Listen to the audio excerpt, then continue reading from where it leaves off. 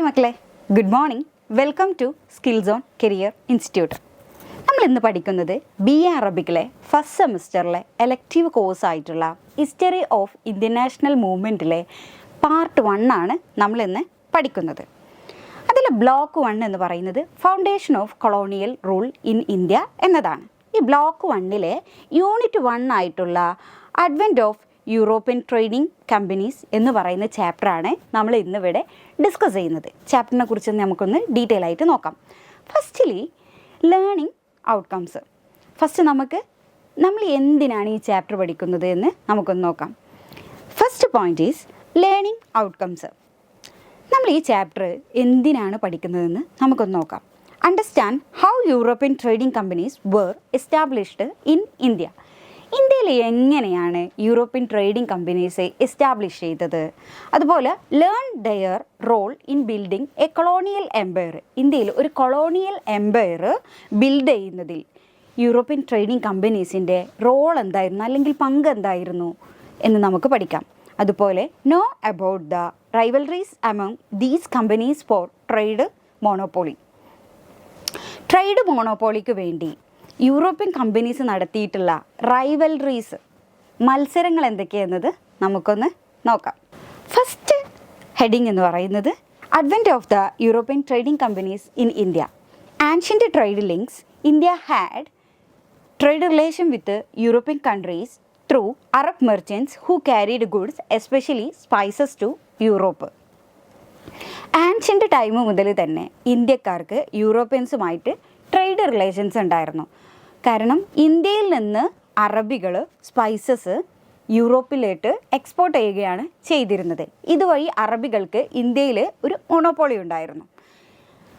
അങ്ങനെ യൂറോപ്യൻസ് ഇന്ത്യയിലുള്ള അറബികളുടെ മോണോപ്പൊളി ഇല്ലാതാക്കുന്നതിന് വേണ്ടി ഇന്ത്യയിലേക്ക് ഒരു കടൽ മാർഗം അവരൊരു റൂട്ട് ഇന്ത്യയിലേക്ക് കണ്ടെത്തുകയാണ് ചെയ്തത്. ഇതിനെയാണ് ഏജ് ഓഫ് എക്സ്പ്ലോറേഷൻ എന്ന് പറയുന്നത്. അതായത് ഇന്ത്യയിലേക്ക് യൂറോപ്യൻസിന് വരുന്നതിന് വേണ്ടി അവർ നേരിട്ട് കടൽ മാർഗം ഇന്ത്യയിലോട്ട് വരുന്നതിന് വേണ്ടി അവർ ഒരു സീ റൂട്ട് കണ്ടുപിടിക്കുകയാണ് ചെയ്തത്. This period is known as age of exploration. 15th 17th സെഞ്ച്വറിയിലാണ് ഈ ഒരു ഏജ് ഓഫ് എക്സ്പ്ലോറേഷൻ എന്ന് പറയുന്ന period. Then Vasco da Gama came to India in 1498. അങ്ങനെ 1498 വാസ്കോ ഡ ഗാമ ഇന്ത്യയിലെത്തുകയും he is known as the first European Portuguese to reach India. ഇന്ത്യയിൽ എത്തിയിട്ടുള്ള ആദ്യത്തെ യൂറോപ്യനായിട്ടുള്ള പോർച്ചുഗീസുകാരനാണ് വാസ്കോ ഡ ഗാമ എന്ന് പറയുന്നത്. അദ്ദേഹം 1498 ഇന്ത്യയിലെ കോഴിക്കോടുള്ള കാപ്പാട് ബീച്ചിലാണ് അദ്ദേഹം ലാൻഡ് ചെയ്തിട്ടുള്ളത്. Portuguese role. Superior naval power, established forts, controlled Indian Ocean trade. പോർച്ചുഗീസുകാർക്ക് വളരെ ഉയർന്ന നാവികശക്തി ഉണ്ടായിരുന്നു. അതുപോലെ ദേ എസ്റ്റാബ്ലിഷ്ഡ് ഫോർട്സ്, അവരെന്ത് ചെയ്തു, വലിയ കോട്ടകളൊക്കെ പണിതിട്ടുണ്ട്. ഇന്ത്യൻ ഓഷ്യൻ ട്രേഡിനെ അവർ കൺട്രോൾ ചെയ്യുകയും ചെയ്തിട്ടുണ്ട്. Other European nations such as Dutch, Spanish, French and English followed establishing trading posters in India.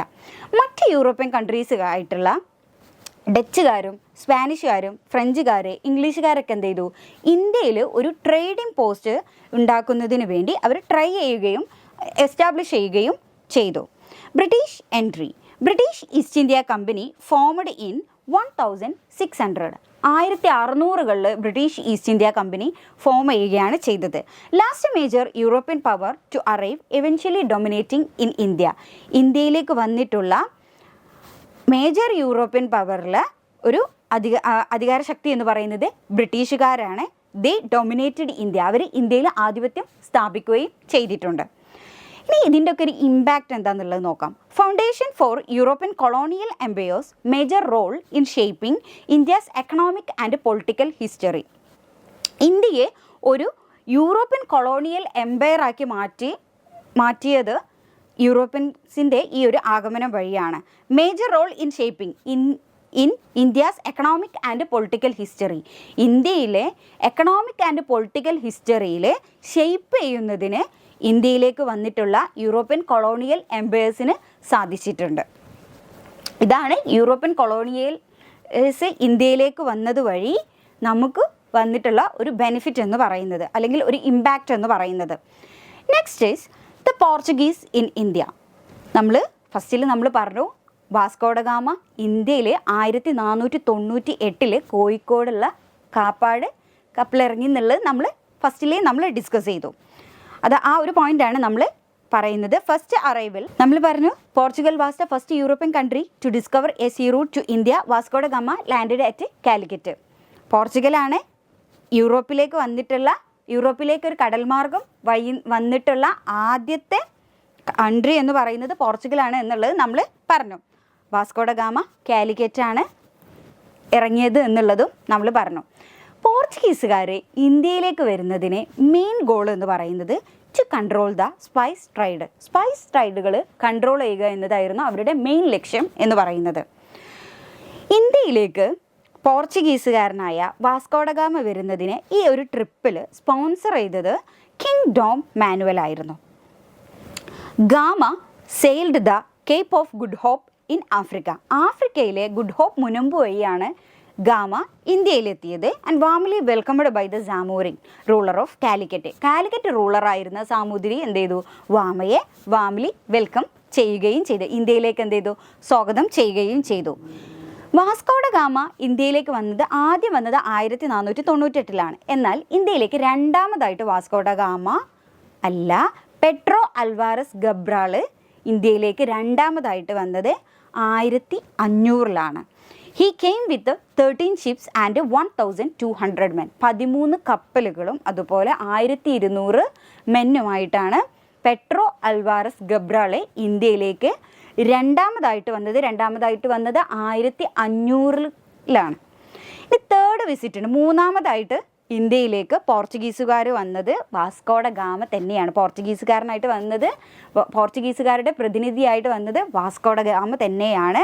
1502 അവരുടെ തേർഡ് എക്സ്പെഡിഷൻ എന്ന് പറയുന്നത് 1502 with 20 ships moving from Calicut to Cochin. 20 ഷിപ്പുകളിലായിട്ടാണ് വന്നത്. അവർ കാലിക്കറ്റിൽ നിന്ന് കൊച്ചിയിലേക്ക് മൂവ് ചെയ്യുകയും ചെയ്തു.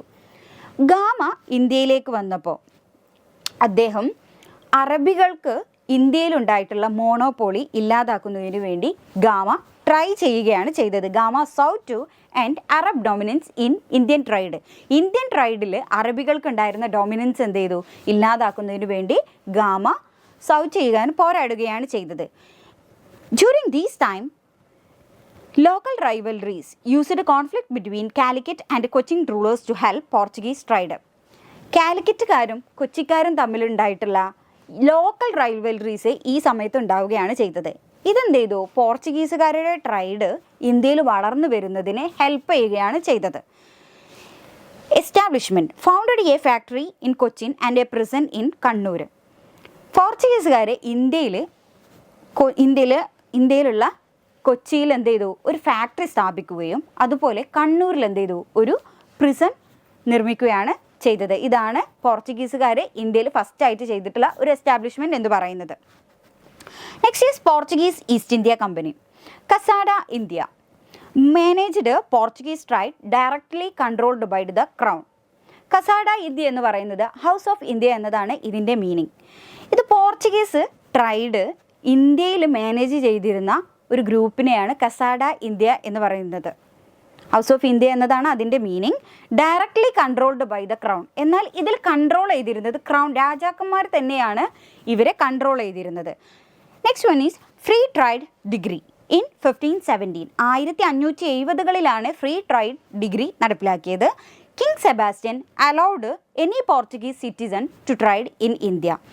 ഏതൊരു പോർച്ചുഗീസ് സിറ്റിസണിലും ഇന്ത്യയിൽ വ്യാപാരം ചെയ്യുന്നതിനുള്ള അനുമതി കിങ് സെബാസ്റ്റ്യൻ നൽകിയിരുന്നു. ഇത് ഫ്രീ ട്രൈഡ് ഡിഗ്രി എന്നാണ് അറിയപ്പെട്ടിരുന്നത്. 1570 ഇതിൻ്റെ ഇയർ എന്ന് പറയുന്നത്, 1570. Next is monopoly system 1578. അതായത് ഈ മോണോപോളി സിസ്റ്റം വഴി free trade replaced with annual policies under Casa's control. നമ്മൾ പറഞ്ഞു കസാഡ ഇന്ത്യ എന്നുള്ളത് പറഞ്ഞു. ഈ കസാസ് കൺട്രോളിൻ്റെ കീഴിൽ പോർച്ചുഗീസ് ട്രൈഡിനെ എന്ത് റീപ്ലേസ് ചെയ്യാൻ പറ്റും ഇൻ ആനുവൽ മോണോപോളിസീസ്. അതായത് ഓരോ വർഷത്തിലൊരിക്കൽ എന്ത് ചെയ്യാം, പോർച്ചുഗീസുകാരുടെ ട്രൈഡ് അവർക്ക് ഇവിടെ റീപ്ലേസ് ചെയ്യാൻ പറ്റുന്നതിനെയാണ് മോണോപോളി സിസ്റ്റം എന്ന് പറയുന്നത്. 1578 ആണ് അതിൻ്റെ ഇയർ എന്ന് പറയുന്നത്. Next one is merchants consortium 1597. നമ്മൾ പറഞ്ഞു മോണോപോളി സിസ്റ്റം എന്നുള്ളത് പറഞ്ഞു. മോണോപോളി സിസ്റ്റം വഴി ആനുവൽ മോണോപോളിസ് അവർക്ക് free trade replaced with annual monopolies under Casa's control എന്നുള്ളത് നമ്മൾ പറഞ്ഞു.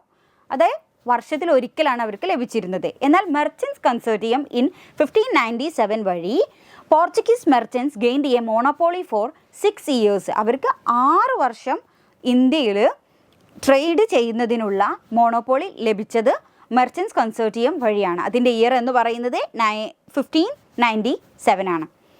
Royal control restored. Monopoly system was abolished and crown resumed control. Royal control റീസ്റ്റോർഡിലെ മോണോപോളി സിസ്റ്റം എന്ത് ചെയ്തു, അബോളിഷ് ചെയ്യുകയാണ് ചെയ്തത്. അവിടെ എന്ത് ചെയ്തു, ക്രൗൺ റെസ്യൂം കൺട്രോൾഡ്. ക്രൗൺ ആയിരുന്നു അവരെ കൺട്രോൾ ചെയ്തിരുന്നത്. The consolidation of the Portuguese empire in India. Challenge from other Europeans. By late 16th century, Dutch and British East India companies threatened Portuguese power. 16-ാം നൂറ്റാണ്ടോടുകൂടി അല്ലെങ്കിൽ 16-ാം നൂറ്റാണ്ടിന് ശേഷം പോർച്ചുഗീസുകാർക്ക് ബ്രിട്ടീഷുകാരും അതുപോലെ ഡച്ചുകാരും ഒരു ഭീഷണിയായിട്ട് മാറുകയാണ് ചെയ്തത്.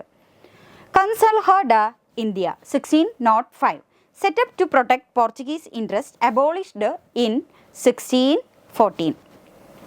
പോർച്ചുഗീസുകാരുടെ താല്പര്യങ്ങൾ സംരക്ഷിക്കുന്നതിന് വേണ്ടി കൺസോൾഹോ ഡ ഇന്ത്യ 1605 സ്ഥാപിതമായി. ഇത് ശേഷം 1614 എന്ത് ചെയ്തു, ഇത് അബോളിഷ് ചെയ്യുകയാണ് ചെയ്തത്. ഇനി പോർച്ചുഗീസുകാരുടെ വൈസ്രോയിമാരും അവരുടെ ആക്ഷൻസ് എന്താണെന്നുള്ളത് നമുക്ക് നോക്കാം. Francisco de Almeida. He was a first viceroy. ആദ്യത്തെ പോർച്ചുഗീസ് വൈസ്രോയി ആണ് ഫ്രാൻസിസ്കോ അൽമേഡ എന്ന് പറയുന്നത്. He introduced blue water policy introduce ചെയ്തത് ഫ്രാൻസിസ്കോ ദെ അൽമേഡയാണ്. അദ്ദേഹം ബ്ലൂ വാട്ടർ പോളിസി ഇൻട്രൊഡ്യൂസ് ചെയ്തത് to strengthen Portuguese naval power. പോർച്ചുഗീസുകാരുടെ നാവിക ശക്തി സ്ട്രെങ്തൻ ചെയ്യുന്നതിന് വേണ്ടിയിട്ടാണ് അദ്ദേഹം ബ്ലൂ വാട്ടർ പോളിസി എന്ന് പറയുന്നത് ഫ്രാൻസിസ്കോ ഡെ അൽമേഡ ഇൻട്രൊഡ്യൂസ് ചെയ്തത്. Dominated Indian Ocean trade. ശേഷം എന്ത് ചെയ്തു, ഇന്ത്യൻ ഓഷ്യൻ ട്രേഡിൽ അവർക്ക് ഡൊമിനേഷൻ ലഭിക്കുകയും ചെയ്തു. Alliance with Cochin, build forts at Cochin, Kannur etcetera to protect trade. അവരെന്ത് ചെയ്തു, കൊച്ചിയിലും അതുപോലെ കാനൂരിലൊക്കെ കോട്ടകൾ സ്ഥാപിച്ചു ഫോർ പ്രൊട്ടക്റ്റിംഗ് ട്രൈഡുകൾ പ്രൊട്ടക്റ്റ് ചെയ്യുന്നതിന് വേണ്ടി. അൽഫോൻസോ ഡെ അൽബുക്കർക്ക്. അടുത്ത പോർച്ചുഗീസുകാരനായ ഒരു വൈസ്രോയിയാണ് അൽഫോൻസോ ഡെ അൽബുക്കർക്ക് എന്ന് പറയുന്നത്. അദ്ദേഹത്തിൻ്റെ കാലഘട്ടം എന്ന് പറയുന്നത് 1509 മുതൽ 1515 വരെയാണ്. 1509 to 1515. Who was a founder of Portuguese empire. Portuguese എംപയറിൻ്റെ ഫൗണ്ടർ എന്നറിയപ്പെടുന്ന വ്യക്തിയാണ് അൽഫോൻസോ ഡെ അൽബുക്കർക്ക്. നമ്മൾക്ക് ചെറിയ ക്ലാസ്സുകളിലൊക്കെ പഠിച്ചിട്ടുണ്ട്, അൽബുക്കർക്കിനെ കുറിച്ചൊക്കെ നമ്മൾ പഠിച്ചിട്ടുണ്ട്. അപ്പോൾ founder of the Portuguese empire എന്ന് പറയുന്നത് അൽബുക്കർക്കാണ്. He expand empire and captured Goa. Empire അദ്ദേഹം എക്സ്പാൻഡ് ചെയ്യുകയും ഗോവ അദ്ദേഹം 1510 കീഴടക്കുകയും ചെയ്തു. And made it commercial hub. ഗോവയെ എന്ത് ചെയ്തു, ഒരു കൊമേഴ്ഷ്യൽ ഹബ്ബാക്കി അദ്ദേഹം മാറ്റുകയും ചെയ്തു. He promoted marriage between Indian woman and പോർച്ചുഗീസുകാരും ഇന്ത്യൻ വുമൺസും തമ്മിലുള്ള മാരേജിനെ അദ്ദേഹം പ്രൊമോട്ട് ചെയ്യുകയും ചെയ്തു. He introduced the cartaz system introduce ചെയ്തത് അൽഫോൻസോ ദെ അൽബുക്കർക്കാണ്. To control maritime trade and collect ടാക്സസുകൾ കളക്ട് ചെയ്യുന്നതിനും അതുപോലെ മാരിടൈം ട്രേഡ് കൺട്രോൾ ചെയ്യുന്നതിനും വേണ്ടിയിട്ടാണ് കാർട്ട സിസ്റ്റം അൽബുക്കർക്ക് ഇൻട്രൊഡ്യൂസ് ചെയ്തിട്ടുള്ളത്. Next is expansion beyond India. Conquered Malacca, Hormuz and part of Indonesia. അവർ Malacca കീഴടക്കി, അതുപോലെ ഹോർമുസ് ഇന്തോനേഷ്യൻ്റെ ഭാഗങ്ങളൊക്കെ കീഴടക്കുകയാണ് ചെയ്തത്. Nuno da Cunha 1529 to 1538. Expanded territories, captured Bassein and Diu. Nuno da Cunha വഴി അവരെന്ത് ചെയ്തു, ടെറിട്ടറീസ് എക്സ്പാൻഡ് ചെയ്യുകയും 1534 ബാസിനും അതുപോലെ 1535 ദിയും അവർ ക്യാപ്ചർ ചെയ്യുകയാണ് ചെയ്തത്. ആൻറ്റോണിയോ ദെ നൊറോൺഹോ 1564 1564 ആൻറ്റോണിയോ ഡെ നൊറോൺഹോ വഴി ദേ ക്യാപ്ചേർഡ് മാംഗ്ലൂർ. അവർ മാംഗ്ലൂർ ക്യാപ്ചർ ചെയ്യുകയും build Portuguese fort at Mangalore. 1568 എന്ത് ചെയ്തു? അവർ മാംഗ്ലൂരിലെ ഒരു പോർച്ചുഗീസ് ഫോർട്ട് കോട്ട പണിയുകയും ചെയ്തു. Religious policy of the Portuguese in India. Trade and religion. While the Portuguese came mainly for trade, they also aimed to spread Christianity. നമ്മൾ പറഞ്ഞു പോർച്ചുഗീസുകാർ ഇന്ത്യയിലോട്ട് വന്നത് to control the spices trade. Spice ട്രേഡുകൾ control ചെയ്യുന്നതിന് വേണ്ടിയിട്ടായിരുന്നു. എന്നാൽ പോർച്ചുഗീസുകാർ ഇന്ത്യയിലേക്ക് വന്നതിന് മറ്റൊരു ലക്ഷ്യം കൂടി ഉണ്ടായിരുന്നു. അതാണ് to spread Christianity in India. ഇന്ത്യയിൽ ക്രിസ്തുമതം പ്രചരിപ്പിക്കുക എന്ന ലക്ഷ്യത്തോടു കൂടിയാണ് പോർച്ചുഗീസുകാർ ഇന്ത്യയിലോട്ട് വന്നത്. And targeting Arab monopoly. അവരെന്ത് ചെയ്തു? അറബ് മോണോപോളിയെയും ടാർഗറ്റ് ചെയ്തിരുന്നു.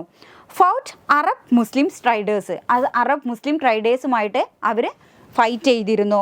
Burned ships from Mecca and attacked Muslim vessels. മക്കയിൽ നിന്ന് തീർത്ഥാടനം കഴിഞ്ഞു വരുന്ന മതവിശ്വാസികളെ അവർ അറ്റാക്ക് ചെയ്യുകയും കപ്പലുകൾ കത്തിക്കുകയൊക്കെ ചെയ്തിരുന്നു. So they targeting Arab monopoly. Forced convention. Non Christians were converted to Christianity. Christians അല്ലാത്ത നോൺ ക്രിസ്ത്യൻസ് ആയിട്ടുള്ള ആളുകളെ അവരെന്ത് ചെയ്തു? ക്രിസ്ത്യാനിറ്റിയിലേക്ക് കൺവേർട്ട് ചെയ്യുകയാണ് ചെയ്തത്. അതായത് ക്രിസ്തു മതക്കാരല്ലാത്തവരെ അവരെന്ത് ചെയ്തു? ക്രിസ്ത്യാനിറ്റി മതം സ്വീകരിക്കുന്നതിന് വേണ്ടി അവർ പ്രേരിപ്പിക്കുകയാണ് ചെയ്തത്. Especially in coastal areas of Kerala and Goa. Kerala, Goa പോലെയുള്ള കോസ്റ്റൽ ഏരിയാസിലെ ഉള്ള ആളുകളെയാണ് അവർ കൺവേർട്ട് ചെയ്തിരുന്നത്. ഫ്രം നോൺ ക്രിസ്ത്യൻ ടു ക്രിസ്ത്യാനിറ്റിയിലേക്ക് അവരെ കൺവേർട്ട് ചെയ്തിരുന്നത്. Missionary works. Saint Francis Xavier baptised locals, especially fishermen and promoted Christian education.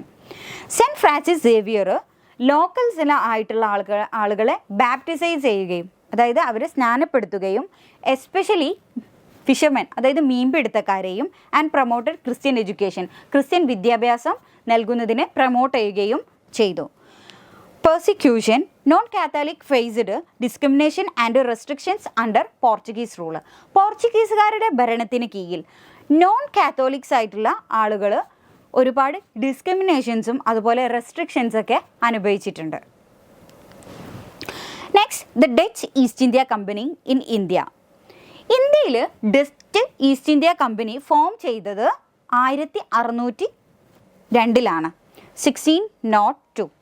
The purpose was to expand spice trade from Asia, more focused on East Indies. ഇന്ത്യയിലുള്ള spice ട്രേഡുകൾ ഏഷ്യയിൽ നിന്ന് expand ചെയ്യുക എന്നതായിരുന്നു Dutch East India Company ഇന്ത്യയിൽ form ചെയ്യുന്നതിനുള്ള purpose എന്ന് പറയുന്നത്. ആൻഡ് ദേ ഓൾസോ ഫോക്കസ്ഡ്, അവർ മെയിനായിട്ട് ഫോക്കസ് ചെയ്തിരുന്നത് ഈസ്റ്റ് ഇൻഡീസിലായിരുന്നു. ഡച്ചുകാരുടെ പവർ എന്ന് പറയുന്നത് could wage war, sign treaties, build forts, established colonies and even execute കോൺവിക്ട്സ്.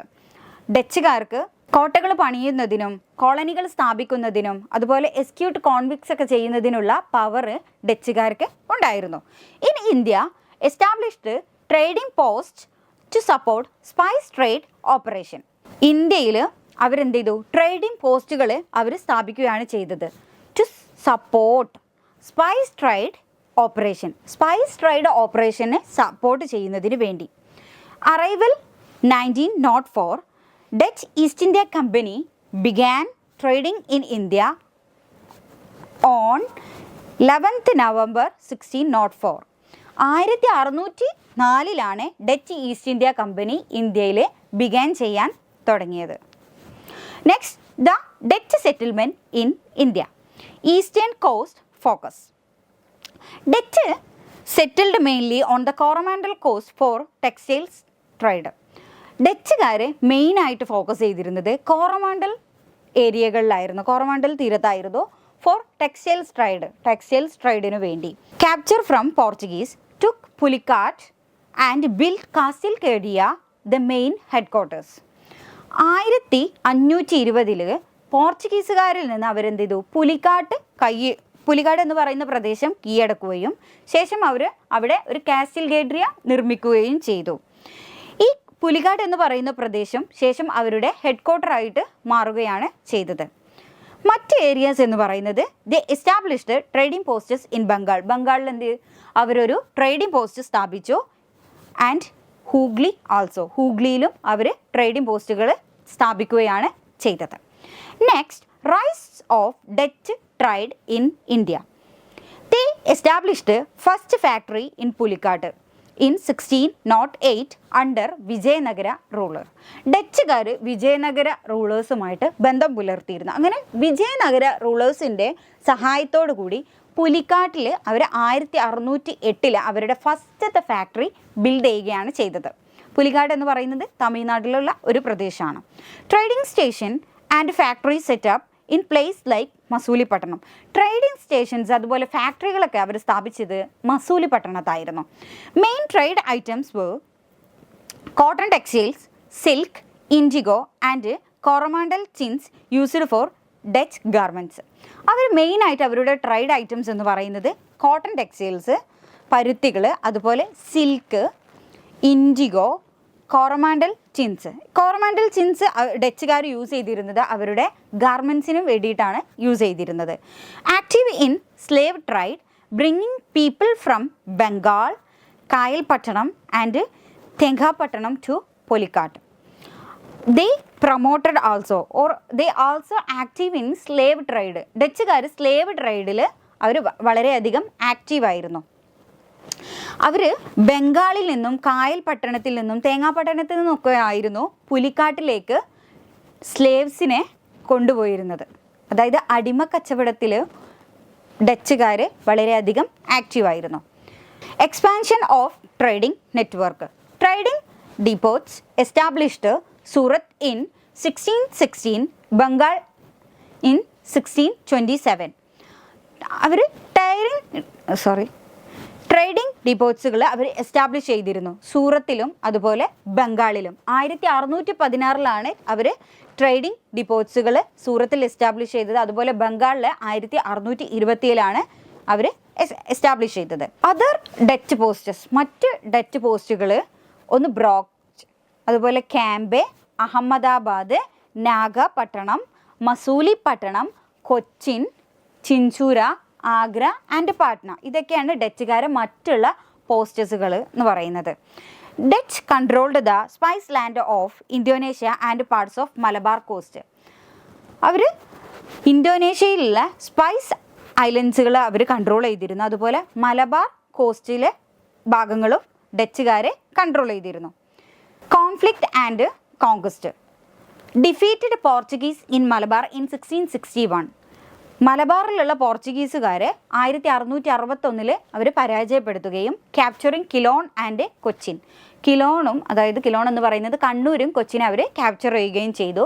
The gained monopoly in pepper trade. Pepper ട്രേഡിൽ ഡച്ചുകാർക്ക് കുത്തക ഇന്ത്യയിൽ ലഭിക്കുകയും ചെയ്തു.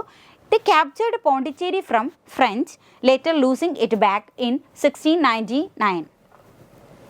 1693 അവർ ഫ്രഞ്ചുകാരിൽ നിന്ന് പോണ്ടിച്ചേരി കീഴടക്കുകയും എന്നാൽ 1699 ഇതവർക്ക് നഷ്ടമാവുകയും ചെയ്തു. Next, fourth Anglo Dutch war 1718 to 1784 ആണ് 4ാം ആംഗ്ലോ ഡച്ച് യുദ്ധത്തിൻ്റെ ഇയർ എന്ന് പറയുന്നത്.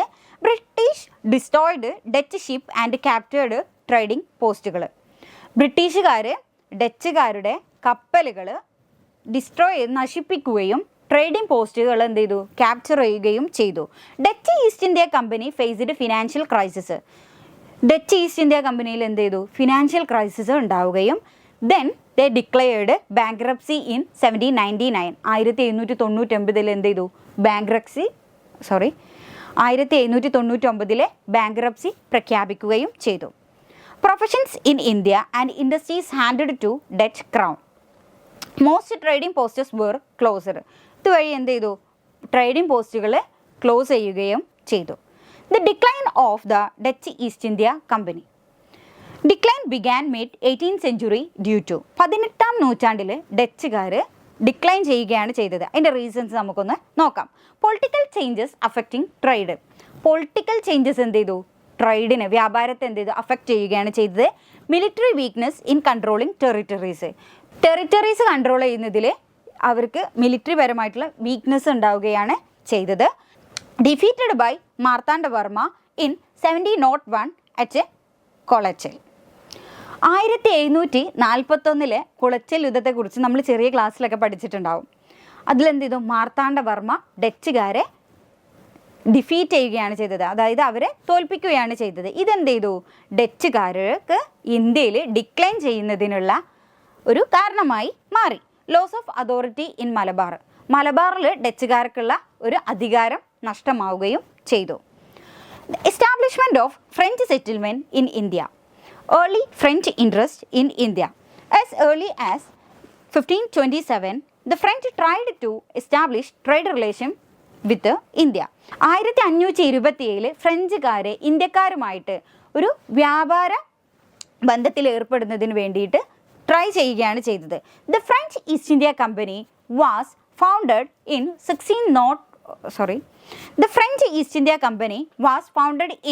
1664 by merging smaller trading companies. 1664 French East India company found ചെയ്യുകയും the merging smaller trading companies, ചെറിയ ട്രേഡിംഗ് കമ്പനീസുമായിട്ടൊക്കെ മെർജ് ചെയ്യുകയാണ് ചെയ്തത്. ഫ്രഞ്ച് ഈസ്റ്റ് ഇന്ത്യ കമ്പനീസിൻ്റെ ഒരു പർപ്പസ് എന്ന് പറയുന്നത് the compete with English and Dutch East India companies in East Indies. Initiative of King Louis 14th granting a charter for trade in eastern hemisphere. King Louis 14 എന്ത് ചെയ്തു? Eastern ഹെമിസ്ഫിയറിൽ trading ചെയ്യുന്നതിന് വേണ്ടി അവർക്കൊരു charter grant ചെയ്യുകയാണ് ചെയ്തത്. Jean Baptiste Colbert, French finance minister, played a key role. ഇന്ത്യയിൽ ഫ്രഞ്ചുകാർ establish ചെയ്യുന്നതിന് വേണ്ടി ജീൻ ബാപ്റ്റിസ്റ്റ് കോൾബർട്ട് എന്ന് പറയുന്ന ഫ്രഞ്ച് ഫിനാൻസ് മിനിസ്റ്റർ എന്ത് ചെയ്തു? വളരെയധികം പങ്കുവഹിച്ചിട്ടുണ്ട്. Early French settlement founded trading centres in Surat, Pondicherry, Mahe and Chandernagore. ഫ്രഞ്ചുകാർ സൂറത്തിലും മാഹിയിലും പോണ്ടിച്ചേരിയിലും അതുപോലെ ബംഗാളിലുള്ള ഒരു ഏരിയ ആയിട്ടുള്ള ചന്ദേർനഗറിലൊക്കെ അവർ ട്രേഡിംഗ് സെൻറ്റേഴ്സ് ഫ്രഞ്ചുകാരെ എസ്റ്റാബ്ലിഷ് ചെയ്യുകയാണ് ചെയ്തത്. In 1602 French traders reached Madagascar but faced challenges from Dutch settlers. 1602 ഫ്രഞ്ചുകാർ മഡഗാസ്കറിൽ എത്തുകയും എന്നാൽ ഡച്ചുകാരെ ഫ്രഞ്ചുകാരെ ചലഞ്ച് ചെയ്യുകയാണ് ചെയ്തത്. September 4, 1666 Aurangzeb granted a farman to Barbier, a French surgeon for Surat settlement. 1666 Aurangzeb ഫ്രഞ്ചുകാർക്ക് സൂറത്തിൽ സെറ്റിൽമെൻറ്റ് ചെയ്യുന്നതിന് വേണ്ടി ഒരു ഫാർമൻ അല്ലെങ്കിൽ ഒരു കർഷകനെ ഫ്രഞ്ചുകാർക്ക് നൽകുകയാണ് ചെയ്തത്. First French factory in Surat established in December 1668. 1668 ആദ്യത്തെ ഫ്രഞ്ച് ഫാക്ടറി സൂറത്തിൽ എസ്റ്റാബ്ലിഷ് ചെയ്യുന്നത്. French expansion in India. Commander Jacob Blanquet de la Haye ബൗച്ച് a fleet to India to strengthen presence. 1672 French drove Dutch out of Santhom in Mylapore. Local governor Sher Khan Lodi allied with the French. Sultan of Bijapur എന്നറിയപ്പെടുന്ന ഷെർഖാൻ ലോധി ഫ്രഞ്ചുകാരുമായിട്ട് ഒരു അലയൻസിൽ ഒപ്പുവെക്കുകയാണ് ചെയ്തത്. Golconda ruler was friendly with the Dutch. Golconda ruler അതായത് rivals of Bijapur എന്നറിയപ്പെടുന്ന അവർ ഡച്ചുകാരുമായിട്ട് വളരെയധികം ഫ്രണ്ട്ലി ആയിട്ടാണ് ഉണ്ടായിരുന്നത്. Sher Khan Lodi suggested Pondicherry as a settlement site. പോണ്ടിച്ചേരിയെ ഒരു സെറ്റിൽമെൻറ്റ് സൈറ്റായിട്ട് ഷെർഖാൻ ലോധി സജസ്റ്റ് ചെയ്യുകയും ചെയ്തു. ഫ്രഞ്ചുകാർക്കാണ് സജസ്റ്റ് ചെയ്തിരുന്നത്. Rivalries and competition. By the 18th century, British and French were the two main European rivals in India. ബ്രിട്ടീഷുകാരും ഫ്രഞ്ചുകാരും 18ാം നൂറ്റാണ്ടിലെ വലിയ ഒരു യൂറോപ്യൻ റൈവൽസ് ആയിരുന്നു ഇന്ത്യയിൽ. Both competed for control over Indian trade and political influence. അവർ ഇന്ത്യയിൽ കച്ചവടം ബന്ധം സ്ഥാപിക്കുന്നതിനും അതുപോലെ ഒരു പൊളിറ്റിക്കൽ ഇൻഫ്ലുവൻസ് ഉണ്ടാകുന്നതിന് വേണ്ടിയിട്ട് അവർ ഫ്രഞ്ചുകാരും അതുപോലെ ബ്രിട്ടീഷുകാരും തമ്മിൽ കോമ്പറ്റീറ്റ് ചെയ്യുകയായിരുന്നു. European political enmities were reflected in India's commercial war. യൂറോപ്പിൽ പൊളിറ്റിക്കൽ എനിമിറ്റീസ് ഇന്ത്യൻ കൊമേഴ്ഷ്യൽ വാറിൽ റിഫ്ലക്റ്റ് ചെയ്തിരുന്നു. അതായത് യൂറോപ്യൻ പൊളിറ്റിക്കൽ എനിമിറ്റീസ് ആയിട്ടുള്ള ബ്രിട്ടീഷുകാരും ഫ്രഞ്ചുകാരും തമ്മിലുള്ള പ്രോബ്ലംസ്, യൂറോപ്പിലുള്ള പ്രോബ്ലംസ് വരെ ഇന്ത്യയിലുള്ള കൊമേഴ്ഷ്യൽ വാറിൽ റിഫ്ലക്റ്റ് ചെയ്തിരുന്നു. The Carnatic region became the main conflict zone. ഇവർ തമ്മിലുള്ള, അതായത് ബ്രിട്ടീഷുകാരും ഫ്രഞ്ചുകാരും തമ്മിലുള്ള പ്രോബ്ലത്തിൻ്റെ അല്ലെങ്കിൽ അവരുടെ തമ്മിലുള്ള കോൺഫ്ലിക്റ്റിൻ്റെ മെയിൻ ഏരിയ എന്ന് പറയുന്നത് കർണാട്ടിക് റീജിയൻസ് ആയിരുന്നു. Next is growth work. ഇനി നമുക്ക് ഈ ഒരു ചാപ്റ്ററിന് വന്നിട്ടുള്ള ക്വസ്റ്റ്യൻസ് ഒന്ന് നോക്കാം. Which were the main Portuguese settlement in India? ഇന്ത്യയിലുള്ള പോർച്ചുഗീസുകാരെ മെയിൻ ആയിട്ടുള്ള സെറ്റിൽമെൻറ്റ് ഏതാണ്? അതുപോലെ what was the other name of Dutch East India company? Dutch East India കമ്പനിയുടെ മറ്റൊരു പേരെന്തായിരുന്നു? ആൻഡ് വാട്ട് ഈസ് കാർത്ത സിസ്റ്റം? എന്താണ് കാർത്ത സിസ്റ്റം? ഇതൊക്കെ നമ്മൾ എന്ത് ചെയ്തു, ഇപ്പം നമ്മൾ ഈ ഒരു ചാപ്റ്ററിൽ നമ്മൾ ഡിസ്കസ് ചെയ്തിട്ടുണ്ട് അല്ലേ? അപ്പോൾ മക്കൾ ഈ 3 ക്വസ്റ്റ്യൻ്റെ ആൻസർ മക്കളൊന്ന് കണ്ടുപിടിക്കണം. അപ്പോൾ നമ്മൾ ഇന്ന് പറഞ്ഞ ടോപ്പിക് എന്ന് പറയുന്നത് അല്ലെങ്കിൽ യൂണിറ്റ് എന്ന് പറയുന്നത് advent of European trading companies. അപ്പോൾ നമ്മൾ പറഞ്ഞിട്ടില്ല ഈ ചാപ്റ്ററിൽ മക്കൾക്ക് ഓക്കെ ആണെന്ന് വിചാരിക്കുന്നു. മക്കളെ എന്തെങ്കിലും ഡൗട്ടോ കാര്യങ്ങളൊക്കെ എന്തെങ്കിലും ചോദിക്കണേ. അപ്പോൾ ഓക്കെ മക്കളെ, ബൈ.